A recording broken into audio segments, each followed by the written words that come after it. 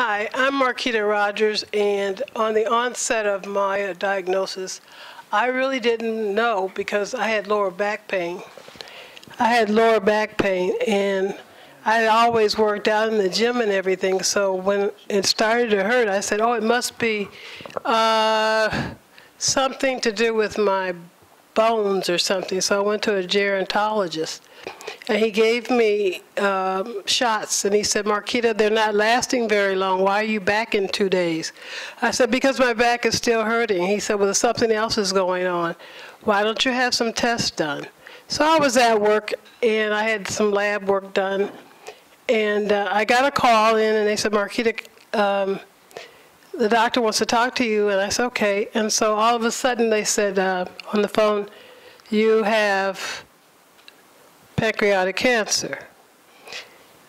And so I was stunned at first, and then I said to myself, oh, where's it at?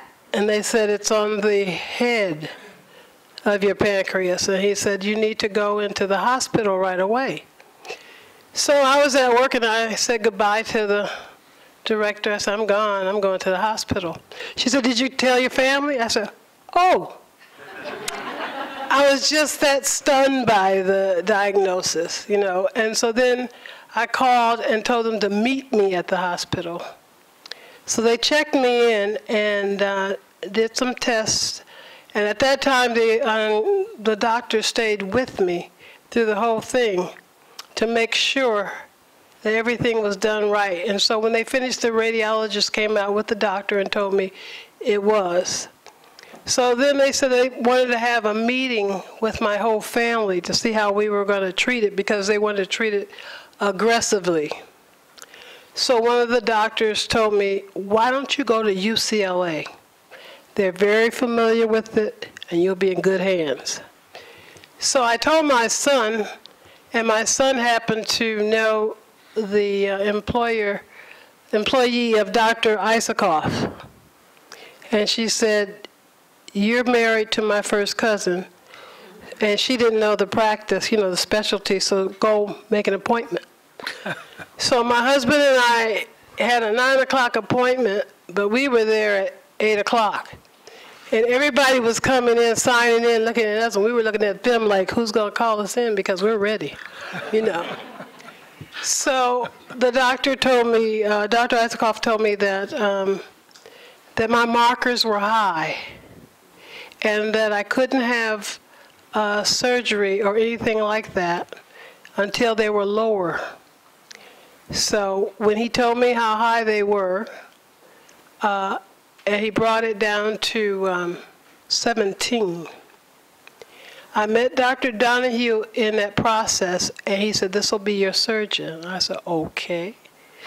I was interested in Dr. Donahue's hands, so I looked, I said, okay, he looks okay. Yeah, because that's all I could go by, because I was just so devastated, you know, by all these different people.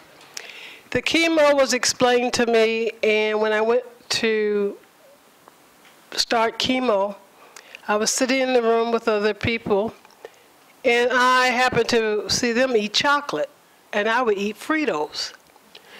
Doctor didn't say anything. He just looked at me and never said anything. So about the third time, I realized this is not the way to go. So I stopped the Fritos and started dealing with reality. Because initially I wanted to disconnect myself from the experience. Like, this couldn't be happening. And while I was going through chemo, I remember my mother had pancreatic cancer, and she had passed at 61, and I was 61. So that was in the back of my mind, but I wanted to disconnect from that reality, but I stayed with it. And then finally, I got to talk to all the other patients, and they would explain to me their experiences. And I would say, you have to stay positive. You have to relate to your family and that support. But you also have to tell your family to let you be you, because sometimes they have a tendency to want to do everything for you. And that makes you feel even worse, because you don't feel like you're in control of anything. So for the first 6 months, I had no problems. I didn't have any issues with the chemo. And then all of a sudden, I began to get tired. And I would finish a bout of chemo and then go home and rest. Then I began to not want to eat so much, but I kept on. Then all of a sudden, I would have a day where I had a lot of energy, high energy. And so what I decided to do was to work out and go to the gym. So I continued water aerobics and went to the gym. And so that was my first time saying, I've got control of this. I'm not going to let it keep me back from having a normal life. So when I wore the pouch, I would go and I would get through some things, exercises, and people begin to say, why are you exercising when you, I said, because I'm still part of life and I'm going to make it. I'm going to be okay. So anyway, when it came time in November of 2010 for the surgery, I couldn't pass the pre-op test. They found out that I needed stents in my heart. I had blockages. So that was, it had to be postponed for 30 days because I had to get on Pancreatic. Then I had a chance to have the Whipple. After I had the Whipple, I was really glad because I finally got what I wanted in the beginning when I went to the hospital. And so the Whipple was not that bad, but I thought in the sense that it was out of me. And when I say that bad, it was out of me. And I thought that at that point I could go home. And they said, no, Marquetta, you have to go to rehab. You can't, you have to get your strength back. And I said, oh my goodness, but you know, you do so well at home.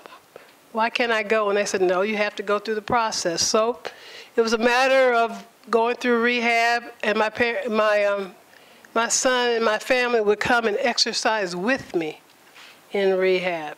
And finally, I got stronger. And then after that, I went home. And from that point, I had to take Creon every meal to eat because I didn't have a pancreas. I didn't have a spleen, and they took 9 nodes, lymph nodes from me. And initially, I was fine with that, and I was able to eat everything, but doctor had told me no red meat and nothing white. So I said, okay, no starches. So I said, fine. So at any rate, I had to come back and see the doctor periodically. And when I would come back, I would remember the whole process of the Whipple and everything, the healing. And my blood pressure would skyrocket. I would become hypertensive, you know.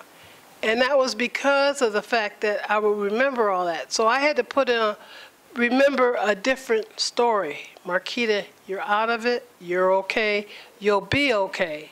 So I take my Creon. I was already a diabetic, and doctor said, well, you won't have a problem. You will adjust very well.